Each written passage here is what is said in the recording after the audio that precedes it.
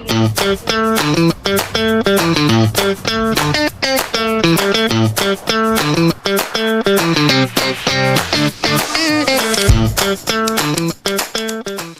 guys, selamat pagi, siang, sore, malam buat kalian yang nonton. Oke, di sini balik lagi bersama gue Aul, Gue Naka, gue Usna, dan gue Alna. Oke, di sini kita akan membahas apa nih? Kira-kira? Bahas menteri yang bisa kita ambil kisah teladannya nggak sih? Betul banget. Siapa kira-kira yang bisa kita ambil? Coba kuncinya. Kuncinya. Kasih kata kunci Kasih dong. Kasih kata kunci. Depannya T. Terus dia tuh kayak suka disebutnya itu tenggelamkan gitu loh. Tenggelamkan. Tenggelamkan. Kayak gitu. Siapa menteri? Coba. 1, 2, 3. Kunci. 1, 2, 3. Bu Susi Pujiastuti. Hari ini kita bakal ngomongin gibahin kebaikan-kebaikan beliau atau kisah beliau dari beliau belum jadi apa-apa sampai jadi menteri itu. Sebelumnya, kalian tuh beberapa orang pasti kayak belum tahu Bu Susi itu lahir di mana sih, kayak gimana. Kita bakal kasih tahu. Tapi yang paling bikin gue terpakai sama dia tuh penampilannya sih. Penampilannya tuh yang beda banget sama menteri-menteri cewek. Ibaratnya sederhana gitu nggak sih? Sederhana ya, tapi kayak gaul. Kayak apa ya? Beliau kan pasti kaya, cuma yang nggak menonjolkan kekayaan tersebut gitu. Sederhana. Beda lah pokoknya. Oke, langsung yang pertama gimana sih Bu Susi itu? Bu Susi itu lahir pada tahun 1965. Dia itu lahir dari keluarga yang bekerja sebagai peternak sapi dan kerbau. Terus, apa lagi? Beliau tuh mantan Menteri Kelautan dan Perikanan. Walaupun hanya lulusan SMP, tapi dia tuh bisa menyambung hidupnya dengan bikin perusahaan perikanan itu, ya kan? Benar-benar.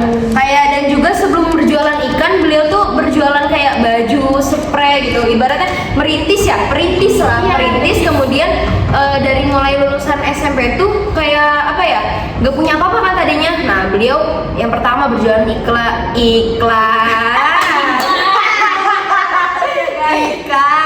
Sempat berjualan baju, spray. Nah terus kemudian ini apa nih? Di Pangandaran dan dia menjelma jadi tukang jualan lauk segar.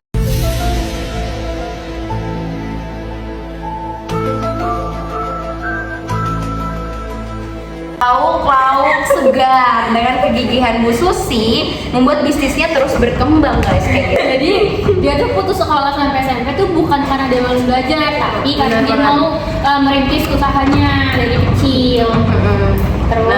Terus gimana tuh? Di proses itu katanya dia tuh nggak cocok sama sistem sekolah gitu loh, sampai akhirnya dia tuh kayak ngebangun bisnis ikan sendiri. Dari mulai apa tadi backcover, terus karena dia hidup di lingkungan nelayan juga, akhirnya dia tuh Ada ketertarikan lah ya, dagang ikan, terus lobster, dan yang paling menonjol tuh dia pernah ekspor lobster ke luar negeri dengan harga yang fantastis. Itu keren banget sih, masih muda udah bisa kayak gitu tuh keren banget. Benar. Nah, karena kegigihannya ini, bisnis dia bisa berkembang pada tahun 1996 tuh. Dia berhasil bikin pabrik pengolahan ikan dengan nama PT Asih Pujiastuti Marine Product. Keren banget gak sih buat PT, tapi cuma lulusan SMP, dari kegigihan dia untuk berjualan gitu. Keren banget sih. Aplaus untuk Bu Susi. Di fotonya taruh sini ya, fotonya. Foto Bu Susi. Nah, di sini. Jadi tuh dia sukses tuh karena kegigihannya ya, iya.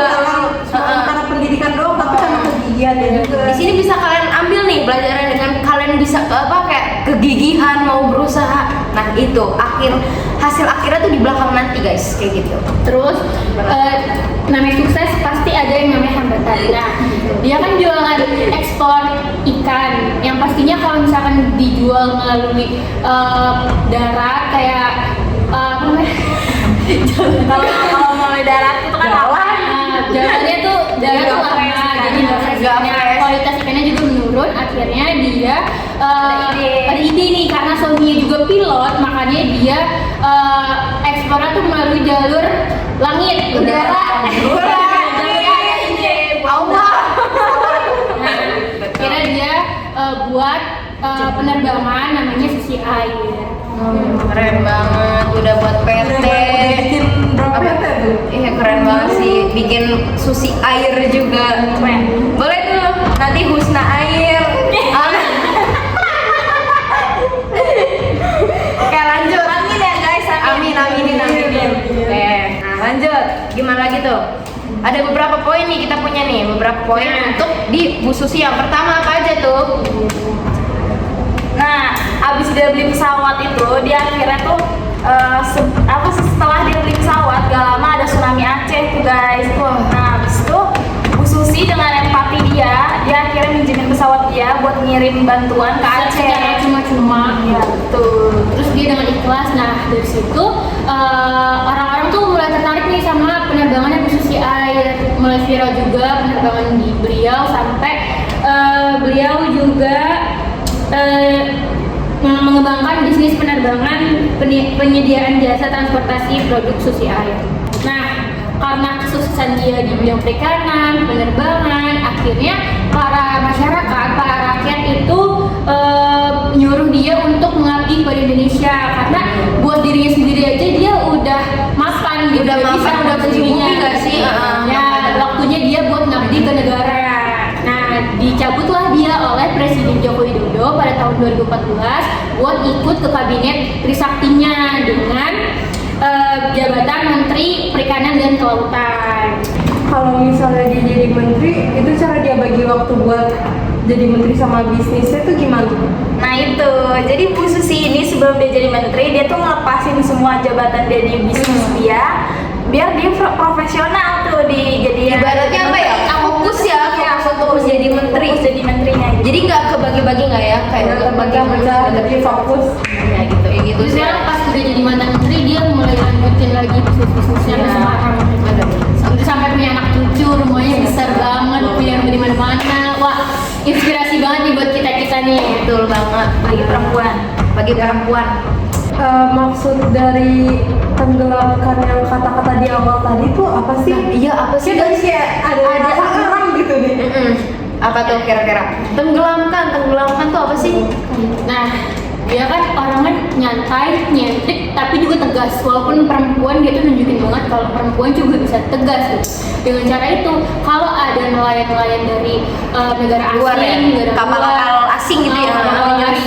nyuri-nyuri ikan di perairan Indonesia, nah langsung aja sama dia tuh tenggelamkan, biar ada efek jerah gitu, biar dia tuh nggak ngemalingi ikan-ikan di perairan Indonesia. Ibaratnya apa ya? Mengamankan perairan di Indonesia kayak gitu. Karena nelayan-nelayan juga butuh ikan-ikan itu kan. Terus kalau nggak salah juga dia udah nenggelamin 488 kapal asing. Keren banget. Nenggelamin cara diledakin tuh bisa. Waktu itu ada kan di berita sempat viral juga, Bu Susi ngeledakin berapa ratus kapal gitu. Itu parah banget sih.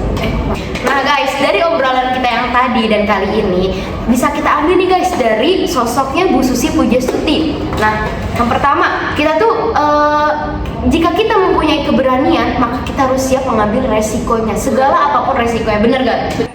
Nah, benar banget tuh. Beliau juga memiliki tekad yang kuat dan keteguhan dalam berprinsip. Nah, pendidikan tuh sebenarnya penting guys. Cuma kita nggak boleh berpatokan kepada pendidikan kayak kita mau sukses, tapi tuh nggak mentingin kayak lulusan apa, nggak nih S1 aja kita nggak menjaminkan untuk dia sukses, bener gak sih? Gitu. Nah itu guys yang tadi udah disebutin sama Aul, walaupun dia pendidikan yang gak tinggi, tapi dia tetap ngedukung generasi muda sama masyarakat buat belajar yang benar gitu guys. Terus juga ngajarin kita kalau perempuan juga bisa jadi pemimpin, perempuan juga bisa sukses. Nggak cuma jadi ibu rumah tangga aja, bisa jadi menteri tuh. Menteri pertama di bidang perikanan dan kelautan tuh keren banget sih. Dan Bikin kita jadi terinspirasi banget menjadi menteri. Stop nongkrong. Stop nongkrong. terus juga apalagi nih kan tadi Alma bilang perempuan tuh bisa jadi pemimpin, berarti nggak harus cuma laki doang dong ya kan? Kita bisa memimpin dan membuktikan perempuan tuh bisa untuk memimpin, jangan merendahkan Perempuan. Paham?